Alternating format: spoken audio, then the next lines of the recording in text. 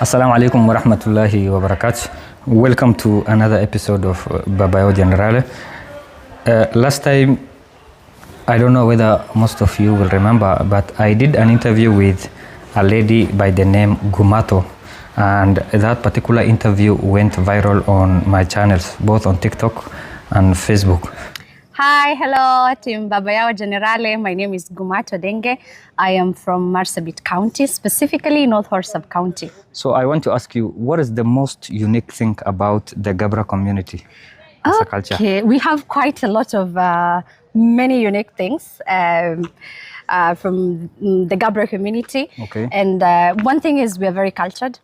And the aftermath of that is a lot of people ask me to do a follow-up interview to clarify some of the issues that was raised by Gumato in that particular video.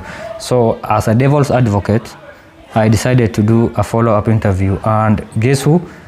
Another episode we have Gumato here with us, and let me do the devil's work and ask her those questions you guys have been asking me. Gumato, welcome back once again. Thank you so much, Ali. How are you? I'm doing well. Hi. It has been, I think, close to 1 month plus since we last spoke. October, was it end of? Yeah, it was in October, yes, a whole month plus. And one thing I need to share with you is the fact that that interview we did went viral, and my people sending me back to you to clarify some of the issues they said are very contentious, and they want a clarity on those. Are you ready for that? No problem, I'm very much ready. Okay, first question. You have raised issues about the mother-in-law among the Gabra community who don't meet eye to eye with their son-in-laws, and even drop the names of their son-in-laws immediately after they get married to their daughters. And part of the confession that also came is a situation where they don't even meet eye to eye, even in occasions. Is that true? Yeah, it's literally true. Like if, as long as that wedding day has passed, because you will start not meeting eye to eye with your mother-in-law, especially in different subclans in Gabra. There are some who don't meet eye to eye with them like a week prior to the wedding, some on that wedding day. So going forward from exactly that day, going forward, you will not see eye to eye with your mother-in-law. There are situations that was explained by other Gabra community members where they said, if in case it happens that the son-in-law and the mother-in-law are residing in the same vehicle, one will sit at the front and will face forward, the other one will sit at the back and will face backward, so that they will not be even facing in the same direction. Is that true? Yes, what usually happens, those are very special cases, but in most cases, even maybe if your daughter gives birth and maybe if I give birth and my mom wants to come and visit me, most of the time if I'm living with my mother-in-law, so that means my mom won't stay with me in my house. She has to stay with the guy's mother in their house. And if at all it happens that our house is in maybe Nairobi and maybe my mother-in-law is not staying with me, so that means my mom will use one room, and there is no any given time that her son-in-law and her will meet. So whenever when the guy wants to come in, he'll inquire, is the mom at the dining area or sitting room? She has to go to the bedroom. Then the guy comes in and gets to the room. So that is why most of the time you will not find out that mother-in-laws visit their daughters. Oh. Yes. So on that note now, as another question that arose from that is, Maybe it's practical. Is it still valid? Yes, it's very much practical up to date. People still follow that route. By the way, we are having our wedding because Gabras, they have seasonal weddings. Seasonal wedding, yes. Literally a mass wedding whereby so many people do wedding at a specific time. So Gabras practice seasonal wedding, yes. Meaning there's a mass wedding at a specific period of the year. Yes, like we have 3 of them. We have Yaga. Yes, which is around almost the end of the year, the Gabra calendar, because we have 12 months. There is Somder. Somder is one of the months. Somder Kara and Somder Lameso. That means the first Somder and the second Somder. These are months literally before Ramadan. Oh. It always lands, literally the Gabra calendar is the same as the Arabic, the Muharram, Safar up to Dhul Hijjah, though in our local now dialect, but basically it's the same. The first month, and because we follow the moon for wedding, for not even weddings necessarily, for a month. Oh, yes, okay. The month starts when there is a new moon sighting, so it ends during the darkness. So another moon, Ivo too. So basically, our Somder will be in January. One will be in January. Okay. Somder Kara will be in January. Somder Lameso will be in February. There is another month called now Som, which is basically Ramadan. So do you also get married during Ramadan? No, okay. We don't do weddings during Ramadan and the months that follow Ramadan. And okay. There are quite a number of months in between, and then now Yaka is almost among the last month of the year. So those are Gabra. The only 3 months? The only 3 seasons that Gabras do their wedding. And now because of that, now if you want to experience literally, I'm inviting you to our cultural weddings. I think I would love those to be 3 there. seasons. Yes. It's quite an exciting. So one more question experience. on that. Yes. Is it only practiced by a specific Gabra sub-clan, or it is something that is universal and even practiced by Gabras, whether they are living in Nairobi, North Horr, or even Washington, D.C.? Literally, if you're marrying a Gabra daughter, or if a Gabra daughter is getting married to a Gabra son, even if you live where, for that season you will come home and do your wedding and take your girl and go home. And one thing with our community is that the bride price literally for every girl, the one who went to university, the one who did diploma, who did degree, it's basically the same. 3 ngamias and some goats, number of goats. So it doesn't change? It doesn't change. Do you convert it to gold or other monetary values like it is happening among the Somali communities? Even there is specification for those 3 camels. I think 2 of them are the she ones and 1 is a male. Yes. That's very interesting. Yeah.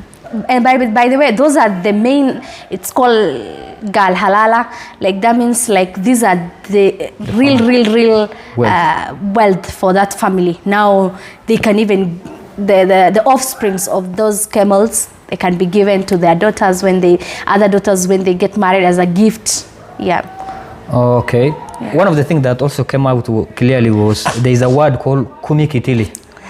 What does that mean? Kumikitili means like if by mistake you mention the name of your in-law, that is the word you say. Like, oh, I'm sorry that I mentioned the name. Oh, okay. Yeah. So it's that grievous? Yes. Very interesting. A lot of northern guys, especially from my county and the neighboring county, Mandera and Wajir, show a lot of enthusiasm and passion towards the Gabra culture. And maybe it is because of a lot of social issues we are having around. Key among them, the serious increase in the rate of divorce. Do the Gabras also have this kind of mess? By the way, funny enough, the divorce rate in our region is very low. Literally low. Like divorce is unheard of because Gabras believe the woman belongs to the family. Even if the guy doesn't want you, the wife remains in that family. Like you might have an issue with your husband, and most of the time people do not take issues to their parents' side. Like the issue is resolved literally amongst that family, the boy's dad, the boy's uncles, and everyone sit down and resolve that issue. But if it's so grievous, that is when it goes to the other family. But even in that case, this family goes and get back the lady to her homestead. Even her family will advise her not to stay with them. She has to go back to her matrimonial home. So by all means, the community... they own that, like the wife is owned by the whole sub-clan, for instance, or even literally the whole family, because sometimes the guy might have an issue with the wife for so long, maybe he disturbs her.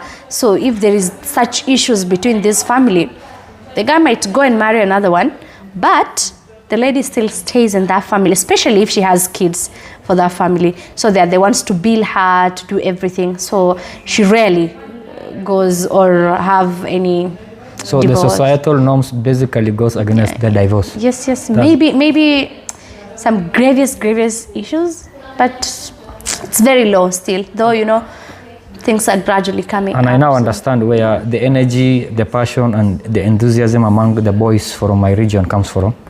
Because But your these guys, they love...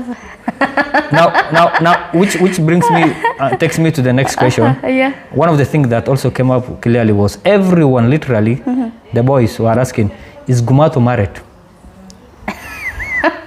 I'm just a devil's advocate. No problem. Gumato is not married. Yes. Yeah. Okay. In the words of today, are you seeing somebody? Are you engaged?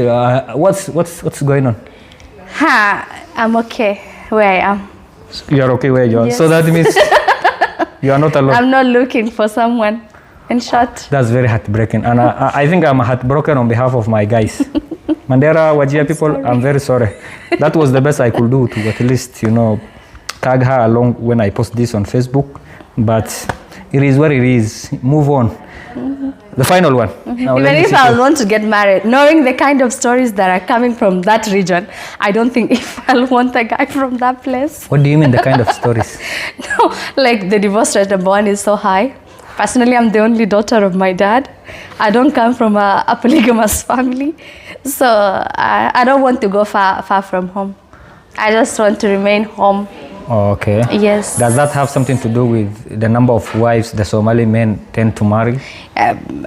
Fine. Yes, that is one of the causes, because I'm not an advocate of polygamy. I don't come from a polygamous family. Such things are not practiced in our region, by the way. And I'm a believer of you don't marry just for marrying. You don't marry because it's sunnah. You're supposed to marry for a reason. And mostly where I come from, people do not just marry anyhowly. You can't just leave a woman here, go marry another one in another town, again another one, and in real sense you're not even providing for them.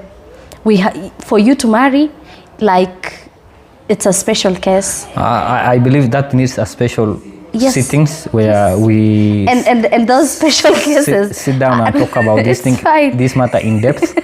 I don't think whether we can cover this in this particular interview because you are trying to open a Pandora's box. It's not a big case, but then we have three. Just when you will marry a second one or even a third one.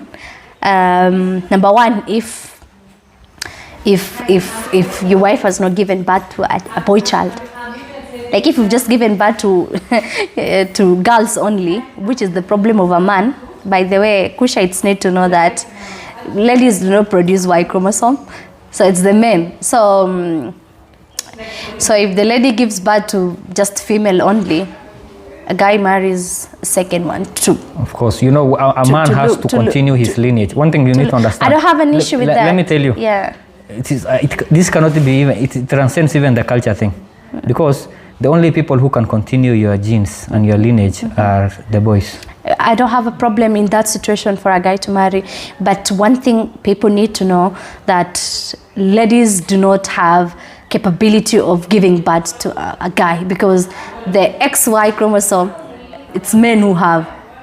The ladies have XX. So the person at the higher percentage who is supposed to help the lady to give birth to a boy, it's the man.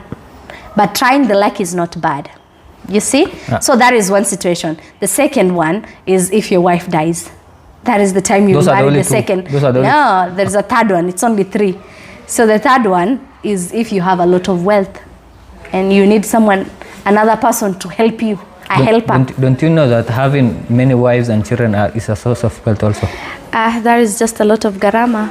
I want to thank you for that.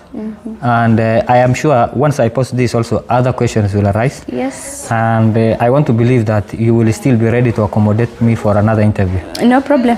Thank you. Yes, thank you. And let's keep doing this. Yeah, cool. Because this is the only way the world will going to know our culture and appreciate us as a community. Thank you. Thank you.